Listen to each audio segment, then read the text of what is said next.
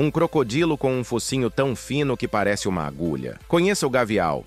Esse arrombadino é um crocodiliano com um focinho longo e fino, mas não subestime ele porque esse desgraçado é o pesadelo dos peixes, pois essa boca que mais parece um cajado é perfeito para pegar peixes, que é sua dieta principal. Ele vive nos rios do subcontinente indiano e é uma das espécies de crocodilianos mais ameaçadas de extinção, e apesar de ser feio pra porra, esse Zé Ruela é inofensivo para humanos, já que seu focinho fino não é feito para morder presas grandes.